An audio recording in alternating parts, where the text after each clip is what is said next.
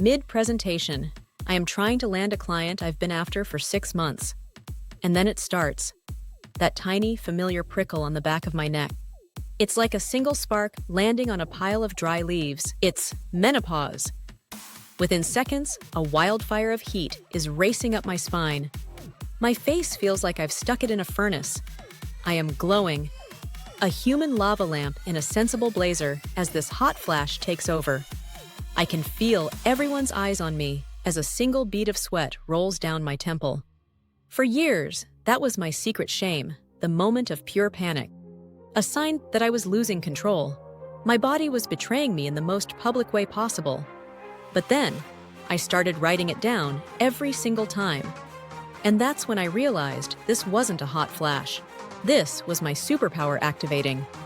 Do you ever feel like your body's been hijacked by a cranky, invisible toddler who loves to mess with the thermostat? 1 minute, you're fine. The next, you're kicking off the blankets like you are on fire. Let's be real. For most of us, the conversation around menopause is all about loss, frustration, and a whole lot of confusion. We are told it's just something to put up with. We hear the horror stories from our mothers, the husband complaints about night sweats and mood swings. And hot flashes? They are the embarrassing main event, affecting up to 80% of women. For years, I bought that story. My hot flashes were a curse. Each one was a reminder.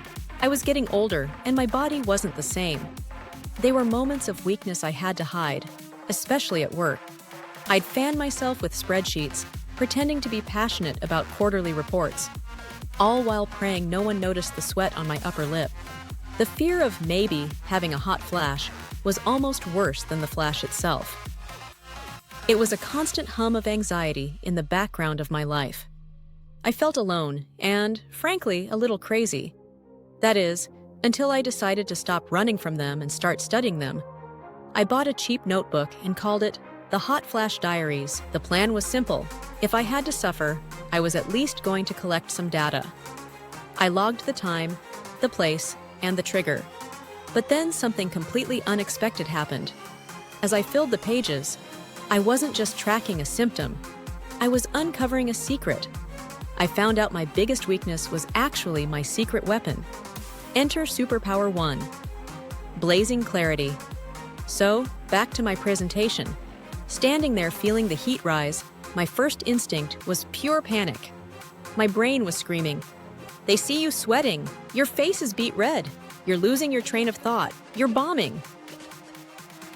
But this time was different. Because of my diary, I remembered something I'd written the week before. The heat forces everything else to fall away. So I tried it.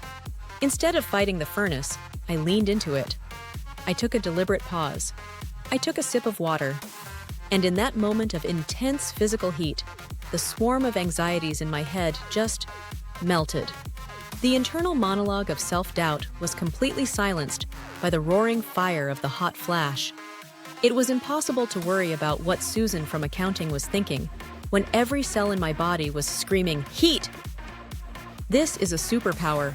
A hot flash is like an involuntary, high-intensity mindfulness bell. You cannot ignore it. It yanks you out of your spiraling thoughts and anchors you hard in the present moment. It's a forced system reboot. And in the wake of that heat wave, clarity. In that presentation, once the wave peaked, my mind was wiped clean. The useless anxieties were gone. All that was left was my core message.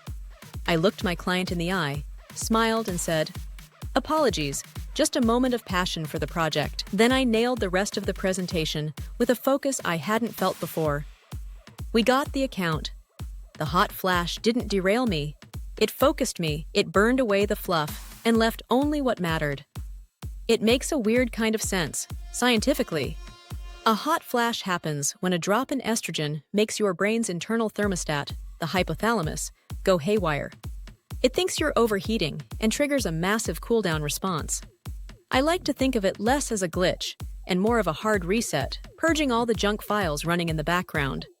Now, the second superpower was even more of a game changer, the non-negotiable boundary. For most of my life, I was a chronic people pleaser, a yes woman.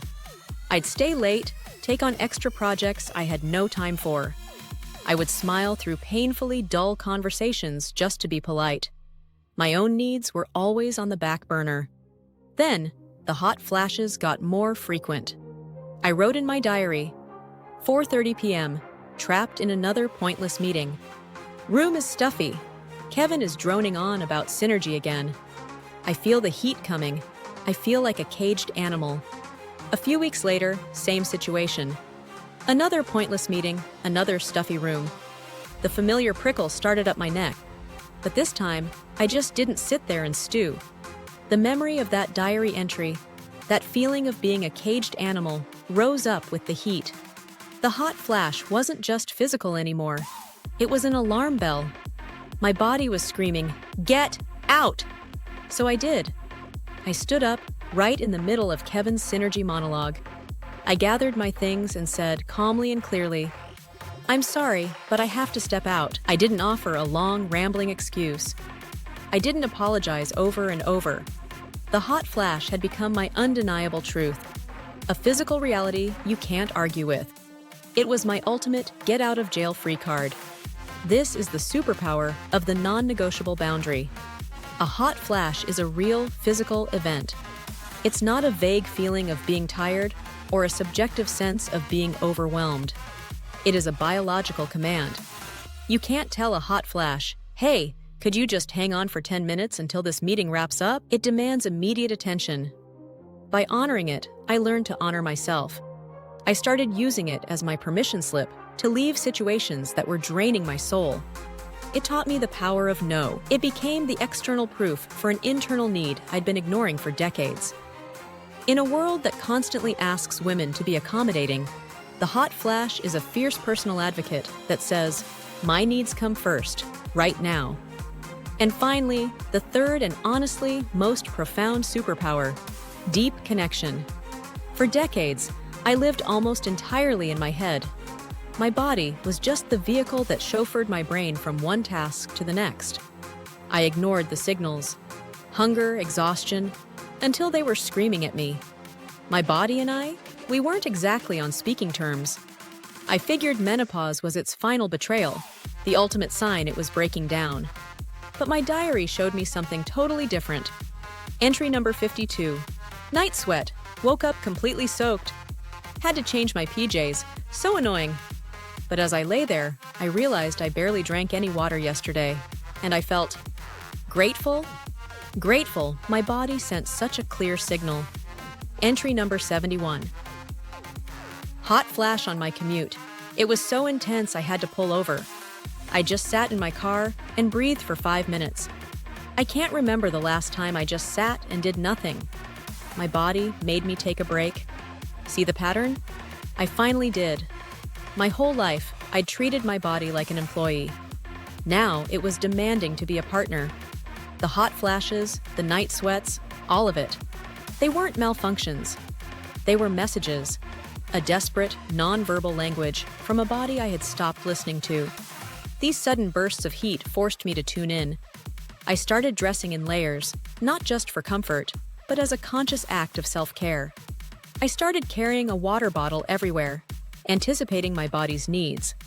I learned my triggers: stress, a glass of red wine, a spicy dinner, and started making intentional choices. This is the superpower of deep connection. The symptoms of menopause, the very things we are taught to hate, are actually an invitation. They're an invitation to get back in touch with our physical selves. They force us to stop, listen, and respond. This journey from annoyance to attention, from frustration to genuine gratitude, has been the most transformative of all. I'm more in tune with my body now than I ever was in my 20s. I'm no longer just a brain-driving machine. I am a whole, integrated person, finally listening to the wisdom of my own body. For years, I saw menopause as the end of something. The end of youth, the end of predictability, the end of feeling like myself. I was so wrong. It's not an ending, it's an upgrade to a new operating system. And hot flashes aren't a bug in the system, they are a feature. They are a built-in alert system that gives us blazing clarity, a tool for setting non-negotiable boundaries. and a bridge to a deep reconnection with our own bodies. My hot flash diary started as a logbook of misery, but it became my guide to harnessing these powers.